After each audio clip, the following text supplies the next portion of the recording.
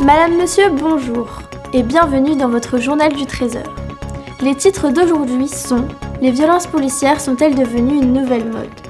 suivi de « Embrasser nécessite-t-il forcément le consentement ?» Et pour clôturer, « AstraZeneca est-il un bon vaccin ?» Tout de suite, nous allons regarder le reportage de Mohamed Amahi sur « Embrasser nécessite-t-il le consentement ?» Bonjour, on se retrouve dans un établissement de Lille pour interroger les élèves sur le consentement verbal. Suivez-moi. Bonjour les filles. Bonjour. Je vais vous poser une petite question. Est-ce que vous êtes pour le consentement verbal? Oui. Je suis un peu mitigée sur la question. Je pense que ça dépend des situations.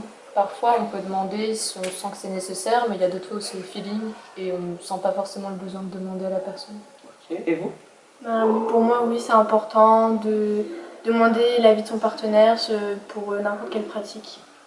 Je pense que c'est important aussi parce qu'il faut que ton partenaire il soit d'accord pour ce que vous allez faire. Ok, d'accord, merci les filles. Céder sous le chantage, ce n'est pas consentir. Oh mais non, pas du tout, enfin, c'est quoi le consentement? Ce ne sont que des mots finalement, non? C'est tellement admirable de se faire aguicher dans la rue par des hommes et de se faire siffler, enfin je sais pas, mais je trouve ça vraiment agréable et c'est des compliments, donc non, je suis pas pour. Et puis je pense que les filles de notre génération devraient être beaucoup plus libertines et aguicheuses plutôt que puritaines et réservées. Ne jamais avoir vécu de harcèlement ne veut pas dire que le harcèlement n'existe pas. Alors moi j'ai plutôt un avis mitigé. Je comprends quand on a un crush, quand on est jeune, de vouloir essayer d'embrasser la personne, de lui faire des câlins, mais c'est vrai que c'est important d'avoir son consentement si on veut aller plus loin.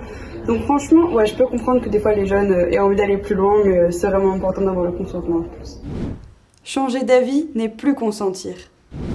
Nous recevons sur notre plateau un invité qui n'est autre que le réalisateur de ce reportage, Mohamed Amahi. Mohamed, bonjour. Bonjour, donc comme vous pouvez le constater suite à ce micro-trottoir, les avis sont très divergents et controversés. Ce sujet il est très en vogue en ce moment suite à de nombreuses affaires de pédocriminalité et de viol, notamment avec l'affaire de Madinef. Rappelons quelques chiffres. 81% des femmes en France ont subi un harcèlement sexuel dans des lieux publics. 7 femmes sur 10 ont déjà reçu des dick pics sans consentement.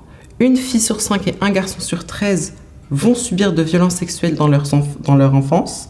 Et moins de 4% de viols sur mineurs font l'objet de plaintes et dans 70% des cas sont classés sans suite. Se taire n'est pas consentir.